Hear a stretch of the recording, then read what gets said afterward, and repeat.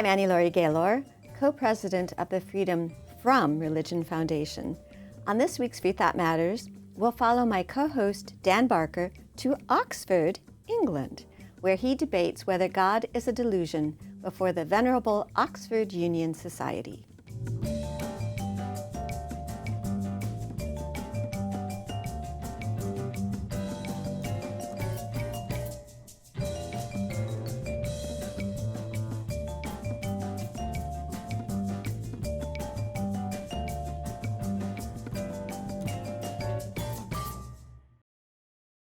The Freedom from Religion Foundation, which produces Freethought Matters, is the nation's largest association of free thinkers. That's atheists, agnostics, and other non-believers. We invite you to join us in our vital work to keep our secular government free from religious influence. Become a member at FFRF.org or ask for a complimentary copy of our newspaper, Freethought Today. Freedom depends on freethinkers. Watch prior episodes of Freethought Matters on FFRF's YouTube channel.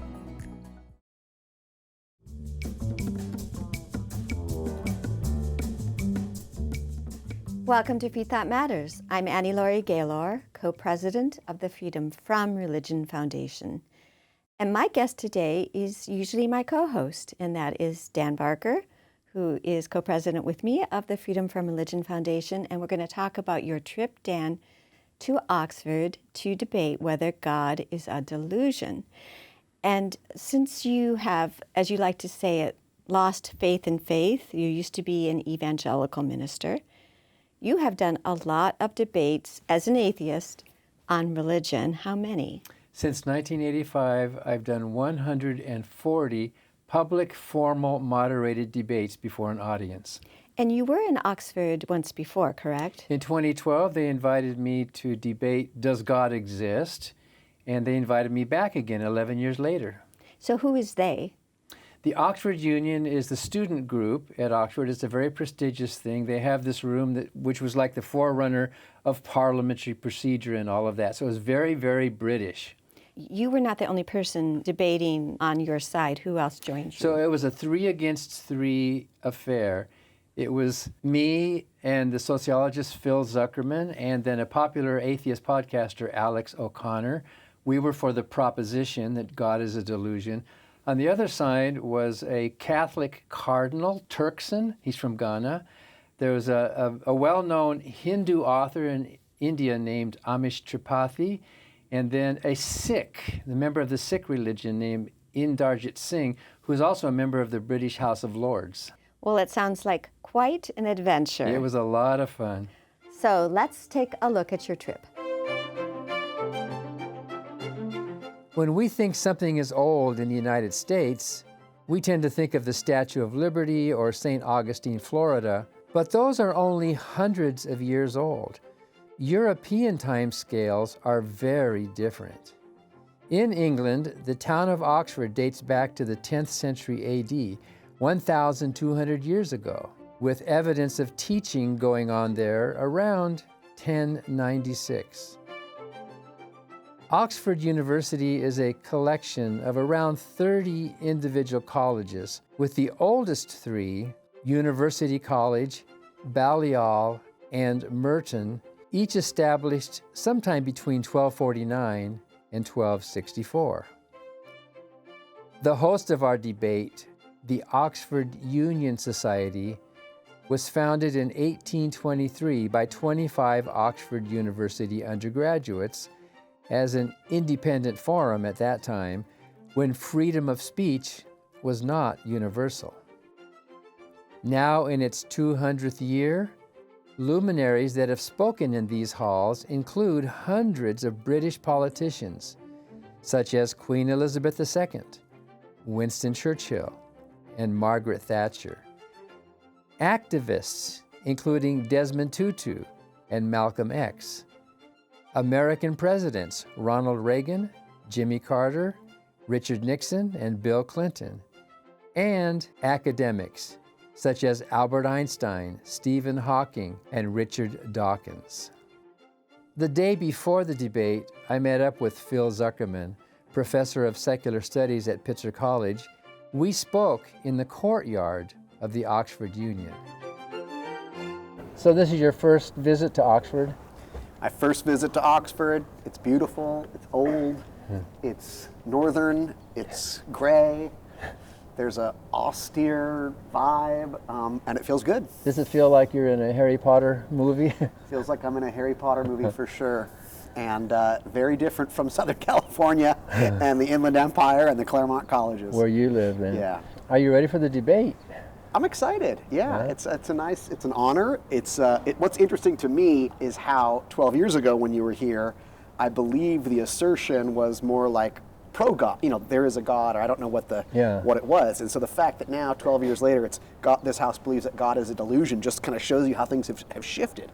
And I keep thinking about, you know, Shelley, who wrote a little pamphlet on atheism when he was a student at Oxford, was expelled when it was uncovered that he wrote this tract in the 1800s. And so the fact that you go from Shelley, this great British writer, getting expelled for his atheism, to today where this house believes God is a delusion, it really tracks the secularization of Britain, you know. Without giving away the game here, do you want to summarize what you might say?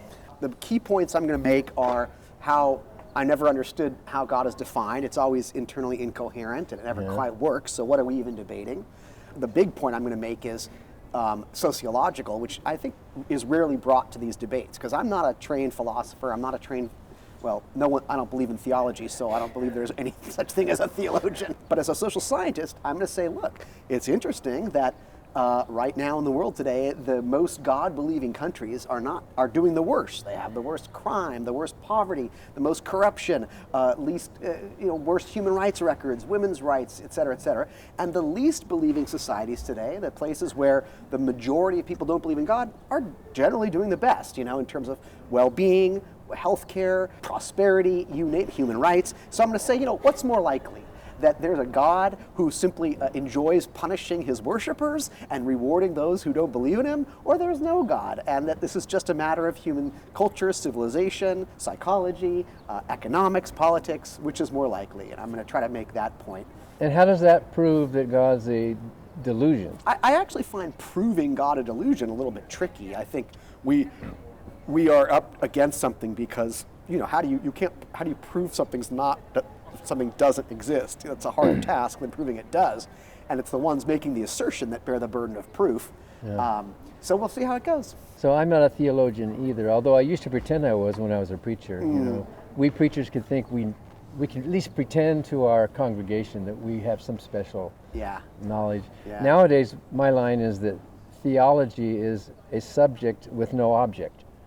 Exactly. Theologians, you know what theologians mostly study? Is other theologians. That's right. Exactly. They're all like reading each other, Exactly. and they don't all agree with each other. Exactly. But if you say you're a theologian, that somehow makes you, you know, lifted up to That's right. You know, That's right. some level. I was thinking about, like, one of the first times that I was solidifying my atheism. So, you know, I was like, when did I really, you know, and there's many memories I could pick from, but the one that came to mind. Were you raised religious? No. Oh, okay. I was raised I'm a third generation non-believer. You know, I grew up in a very secular part of the world, Southern California, near Santa Monica, 70s. I mean, I didn't know a lot of religious people, but as I started to meet them, was a lot of my friends, just shrugged their shoulders. I was sort of confounded, like, wait a minute, you believe this stuff? And I remember I was at a party, I met a young woman, we danced, we had a great connection, she gave me her number, this was before social media, and so a few days later I call her to ask her out, and we're talking on the phone, and she brings up God, and I said something like, well, God, you know, I was 16, so I was like, well, where is this God? And, you know, the basic questions, well, where did this God come from? And who created God? And what was before there was a God? And she couldn't really answer. She says, well, you'll need to talk to my dad. And I said, well, put him on the phone. So her dad, this young woman that I'm trying to date, her dad gets on the phone. And I start asking him the same questions. I said, well, where is this God? And how can a God exist? And how does it all work? And he said to me, Phil, your problem is you're thinking in terms of time and space. And I was like, oh, like, okay, this guy's about to enlighten me. So I was like, gotcha, yeah, I'm thinking in terms of time and space. And I stopped for 1 minute. I said, well, what terms are you thinking of? If you say God always existed, always is a designation of time. If you say God exists outside of the universe, outside is a designation of space. So I said, well, what are you talking about? And he sort of said, well, we'll need to discuss this further. And that's when I realized, like, what are we even talking about? It's impossible to conceive, it's impossible to discuss. So I agree with you. It's a subject with no object. And to me, if it's atemporal, it doesn't exist. It doesn't make sense. I don't even know how to conceive of that. It's theobabble. It just sounds profound. But our brains don't, there's nothing we can imagine like that. So last night was my first night here.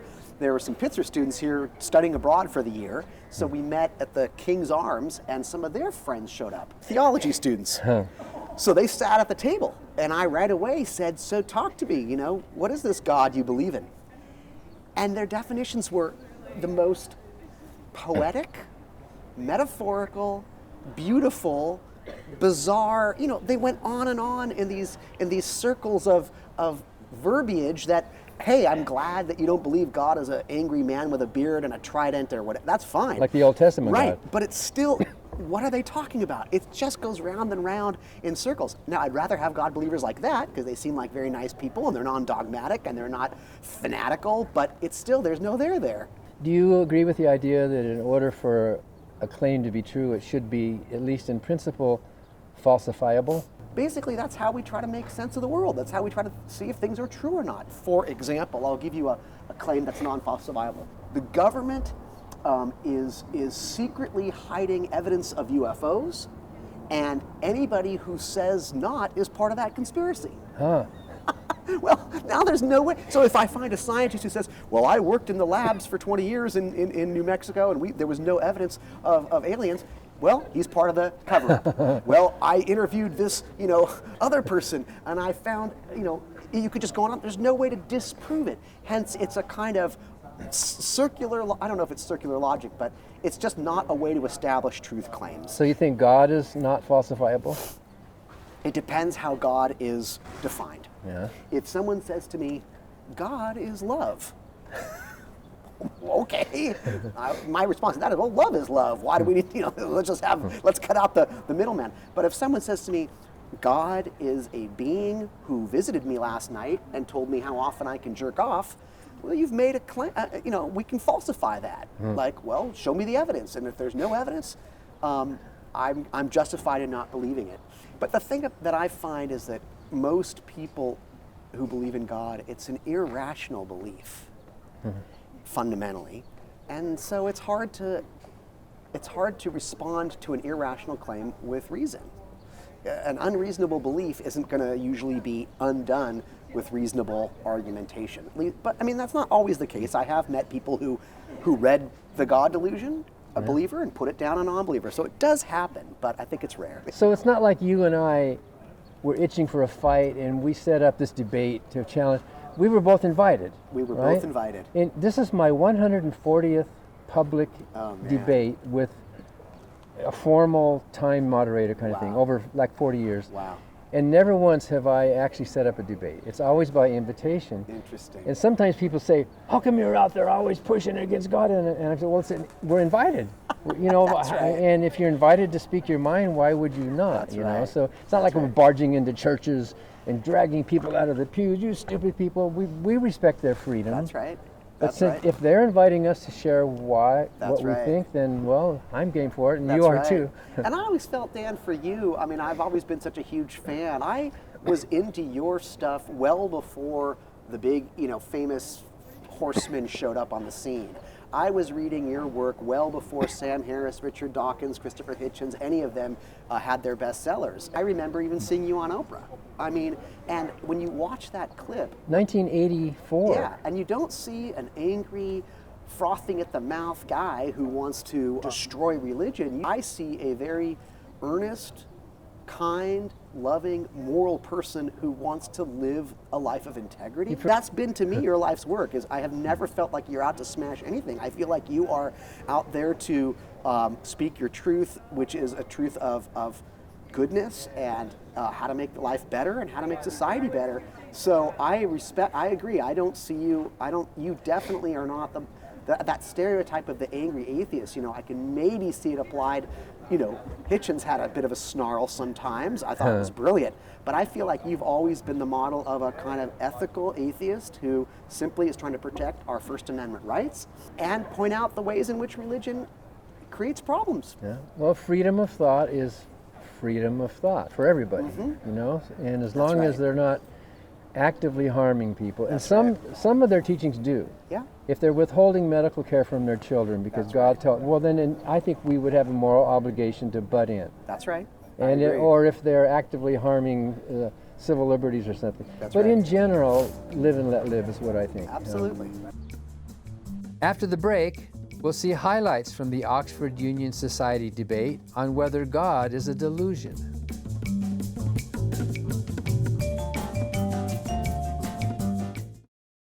Hi, I'm Ron Reagan, an unabashed atheist, and I'm alarmed, as you may be, by the intrusions of religion into our secular government. That's why I'm asking you to join the Freedom from Religion Foundation, the nation's largest and most effective association of atheists and agnostics working to keep state and church separate, just like our founders intended. Please join the Freedom from Religion Foundation today. Ron Reagan, lifelong atheist, not afraid of burning in hell.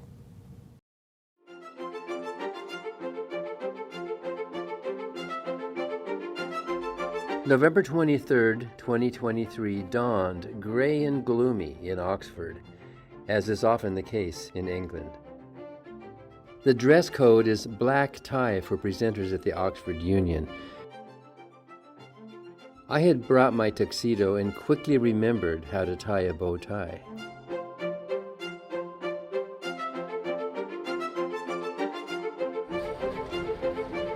The Oxford Union compound was just a short walk from my hotel, through streets that have existed for centuries. After a celebratory dinner with my co-presenters, it was time for the debate. And with that, all that's left is to put the motion before the House. So I move that this House believes that God is a delusion. Opening the arguments for the proposition that God is a delusion was the Oxford Union Chief of Staff, Chloe Davis. On side proposition tonight, we tell you that irrefutable evidence is science. The more we discover about the universe, about intuition, about our own morality, about dark matter, about radiation, the more we're able to fill in the gaps of our own ignorance.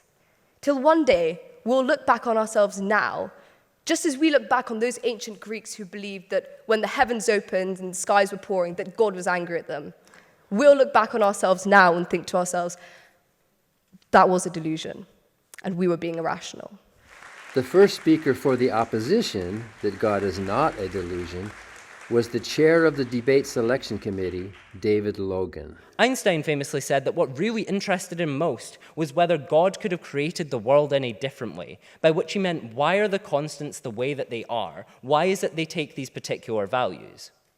But what's most incredible about these constants is how finely tuned they are to allow for the creation of life. Despite it seeming perfectly logically possible that these constants could take a large range of values, they are configured in such a way that allows just and only just for life's existence. Next up for the proposition was Phil Zuckerman. I would bet that my respected opponents all have a different definition of God, and they're supposed to be on the same team. I would bet every single God believer in this room has their own personal definition of God. How does that work? Everybody's got a different definition of God. We can't even agree on what we're talking about. So for me, my first point is, if you can't define it, I don't know what we're supposedly debating here and how such a thing could exist. It leans toward the delusional. If everybody has their own projection, their own idea of a God, that's all good and fine, but it doesn't speak to something real. The next speaker for the opposition was a member of the English House of Lords, Indarjit Singh of the Sikh religion. I again quote Shakespeare, with Hamlet reminding Horatio that there are more things in heaven and earth than are dreamt of in your philosophy. Unless, like the clever Mr. Toad, you believe we know all there is to be known, and are prepared to forget the unbreakable scientific link between cause and effect, and irrationally believe in the absurdity that at first there was nothing, and then it all suddenly exploded to create infinite time, space, and matter. We have to accept the existence of a power or force beyond our comprehension that Sikhs refer to as God. Next up for the proposition was host of the Within Reason podcast, Alex O'Connor. Survival of the fittest is the same thing as the death and destruction of the unfit. 99% plus of all of the species, let alone animals, that have ever inhabited this planet have been brutally wiped from existence. And for what? For our development? It seems that unimaginable, indescribable, and seemingly inexplicable suffering is embedded into the very mechanism by which, I'm told, God decided to create human beings. The next presenter for the opposition was Catholic Cardinal Peter Turkson from Ghana. I do not first and foremost find a God creator of heaven and earth and space. I find first and foremost God who enters into a relationship. For that is the nature, I think, of Scripture. It's God who enters into a relationship, and through that relationship develops a history. And in the course of the history, reveals himself more and more and makes himself more and more known. So it's not a static presentation or revelation of God, creator of heaven and earth or anything. It's God who makes an approach. And in approaching, talks about himself and gradually invites into a relationship. And as the relationship develops, more and more of him is kind of made known and all. The last speaker for the opposition was Hindu author and diplomat Amish Tripathi. If you find purpose, you will discover that God exists within you. And your task over this life and multiple lives is to grow, evolve, learn some more, and become God. God is not a delusion because you are God. You are a potential God. You are all potential gods. You just don't know it yet.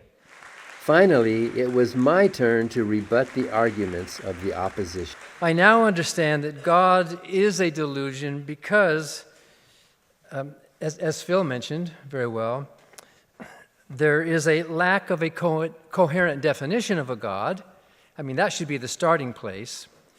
There's also a lack of agreement among believers as to the nature and the moral principles of this character, which I think Alex brought up very well. There's a lack of good evidence for such a creature. There's a lack of good argument for such a being. There's also a lack of a good reply to the problem of suffering that has not been solved yet. Assuming that God is a benevolent being, of course, God may not be a benevolent being, in which case the problem of suffering disappears. He wants us to suffer. But also there's a lack of a need for belief in God. As Phil pointed out, millions of people, hundreds of millions of people on this planet live happy, moral, meaningful, productive, loving, charitable lives with purpose without believing in this deity. In fact, many of us feel like we are less encumbered and more free to live out a positive humanistic morality. And as Chloe mentioned earlier, why are we even having a debate? Why are we even discussing? Why does the existence of God need arguments? It seems like God is doing a great job of hiding himself, doesn't it? And if he's doing that, then why are you going to so much trouble to smoke him out of his hiding place? These absences that I mentioned make it highly unlikely that this God is a real being, that is something outside of my own mind, and much more likely that he is a delusion. Thank you very much, and I hope you had a good time at the debates.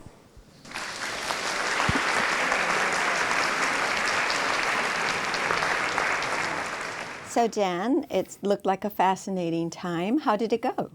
Well, how did it go? Why don't we ask Phil Zuckerman? So what did you think about the debate? How do you think it went? I thought it was just a blast. I just thought the energy was amazing. I loved connecting with you and the others on our team, and especially the young student that spoke on our behalf on our side. I just thought the whole event was quite magical, actually. So did you think the other side put up a fight? I thought each of their talks was kind of disparate and disconnected. I didn't quite see any, well, obviously there was no evidence for the existence of a God. It was all just a lot of what Hitchens used to call theobabble, or talking about science and religion aren't really in dispute, and so on and so forth. But there really wasn't any. I didn't hear a single bullet point that proved anything on their side. Well, the Hindu Tripathi said in Hinduism they believe that we are all gods, and if that's true, then God can't be a delusion. Is that a good argument? I heard a Jimi Hendrix song the other day on the airplane, and I thought, this dude's God. So I guess he's right. I mean, if everybody's a God, then, I don't even know what to say to that. But then the very term is sort of meaningless, right? You and I and Alex, we had a coordinated strategy where you set it up and Alex fleshed it out, and then I did rebuttal. And it seems like they didn't even talk to each other. They just gave their individual impassioned presentations of their own religious faith and then went home, right? Yes, there was no coordination. There was no connection. I don't even think they knew each other at all or had talked to each other at all. But I was intrigued by the fact that science, they all seem to kind of want to incorporate science on their side, as though science is a given, as a positive, as a logical, as a rational, as a reasonable force phenomenon in the world, and they all kept wanting to co-opt it, which I thought was pretty interesting. Well, so there was a surprise ending to this. They voted at the end of the debate. The topic was, is God a delusion? And do you remember the outcome of the debate, Phil? Much to my surprise, it seems like we lost the vote. We know they have to exit certain doors, and if they were paying attention, it seemed like more went in one door against us than those that went in favor of us. I was pretty stunned. It was 125 went through our door, the proposition. 160 went through their door. So that was really a surprise. But any final word on that, Phil? It's hard to prove that something is a delusion. I mean, maybe there's a Santa Claus. We can never be, maybe Thor really does have a magic hammer. So I think if you had to, no one can really prove something's delusional. I also think maybe sometimes the students today don't like to beat up on religion so much. It's fading, it's weak, it's against the ropes, and maybe they felt like calling God a delusion was a little bit too nasty for them. I mean, I don't know. At the end of the day, you can still say, well, maybe there is and maybe there isn't, and to say that yes, it's a delusion is just too much for them to take. Those are my best guesses. Well, thank you so much, Phil. Oh, my pleasure, and thank you both. The work you do is always so important. You're such bright lights in this world, so my pleasure. And thank you for watching Freethought Matters. Because Freethought matters.